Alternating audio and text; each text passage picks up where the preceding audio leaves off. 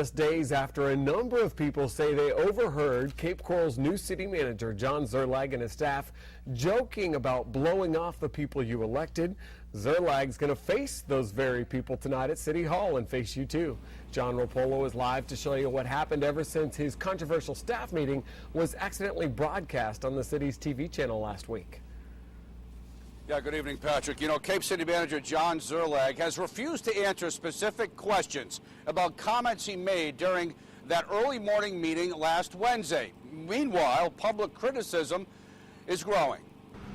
More and more Cape residents like Dick Kalfus are demanding answers from Cape City Manager John Szerlag. To say that we're going to hide things and people won't be able to find it, I mean, that should be cause for immediate dismissal. He wrote this email to Szerlag saying, "Things were said in the meeting that now require explanations by those talking.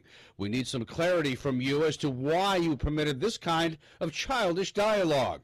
He's referring to last Wednesday's staff meeting held inside council chambers where a microphone was left on, allowing candid conversations about the controversial utilities expansion project to be mistakenly broadcast on the city's cable channel. Some comments heard over the air include burying information about the utilities expansion project deep in the weeds so council would never find it. Another comment overheard said, "We won't be able to sell that to Sullivan and Leach because they don't matter." Last week, Chris Shalakis Leeds had these words. I lost a great amount of respect for Mr. Szerlag. Szerlag has already addressed the comments once last Wednesday at a public meeting. When Mayor Sullivan demanded answers, Szerlag admitted nothing. I look at what happened as a violation of my privacy and the privacy of my staff, and I'm going to have this matter investigated. But Councilman Lenny Nesta thinks Sullivan and Leeds are making a big stink about nothing. I believe it's staff doing tomfoolery.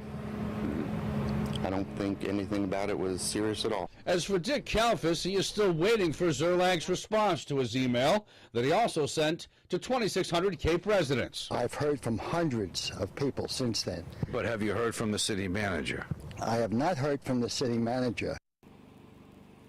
Yeah, well, there you go. Now, late word tonight, I have learned in the last 10 minutes that Szerlag has released a written statement responding to all of those comments. My colleague Matt Grant, of course, will have that side of the story at 10 o'clock. For now, live at Cape City Hall, John Rapolo, Fox 4 in your corner.